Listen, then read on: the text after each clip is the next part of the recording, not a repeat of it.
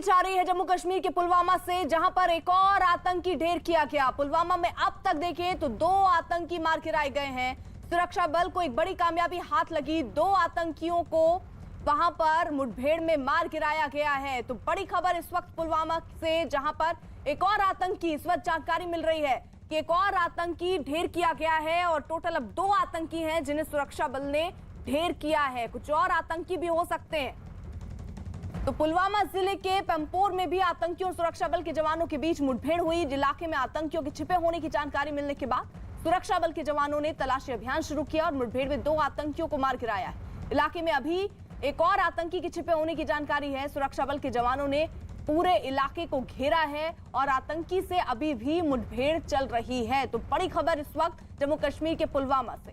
रिफत अब्दुल्ला हमारे साथ, हमारे सहयोगी जुड़ चुके हैं। रिफत, क्या जानकारी मिल रही, कितने आतंकी और हो सकते हैं?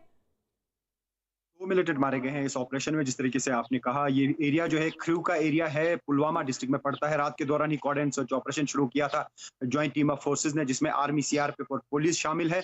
अभी भी हालांकि ऑपरेशन चल रहा है, लेकिन हिजबुल मुजाहिदीन के 2 मिलिटेंटों के मारे जाने की अभी खबर आ रही है। और आपको मालूम है कि लगातार यहाँ पे एनकाउंटर्स हो रहे हैं और ये जो एरिया है ये साउथ कश्मीर में ही पड़ता है। 2 मिलिटेंट अभी तक मारे जा चुके हैं इस ऑपरेशन में। हालांकि ये समझा जा रहा है शायद 2 ही मिलिटेंट थे और दोनों मिलिटेंट मारे गए हैं, लेकिन अभी भी ऑपरेशन जारी है, अभी ऑपरेशन खत्म नहीं हुआ।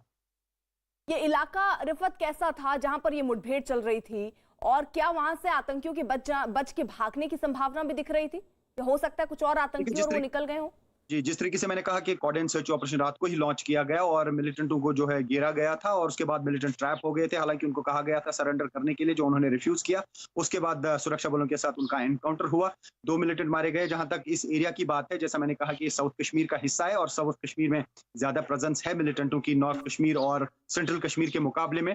लेकिन एनकाउंटर्स लगातार हो रहे हैं। हालांकि आपने देखा कि मिलिटेंट भी लगातार अब अटैक कर रहे हैं। कल भी श्रीनगर में एक ग्रेनेड हमला हुआ जिसमें 2 पुलिस वाले और 1 सिविलियन घायल हुआ। सोपोर में एक ग्रेनेड अटैक हुआ। इसी तरीके से कुलगाम में जो है कल ही एक पॉलिटिकल पार्टी के वर्कर की हत्या कर दी गई। उससे पहले बीजेपी के एक जो है डिस्ट्रिक्ट प्रेसिडेंट को मारा गया। तो इस तरीके से लगातार आपको मालूम है कि पिछले 2 साल में जो है 23 बीजेपी के वर्कर्स और लीडर्स मारे गए हैं। और उसके अलावा अपनी पार्टी जो है यहाँ उसका भी एक वर्कर कल मारा गया है। और लेकिन ये ऑपरेशन जो है ये साउथ कश्मीर में ही था और 2 मिलिटेंट फिलहाल मारे गए। जम्मू कश्मीर के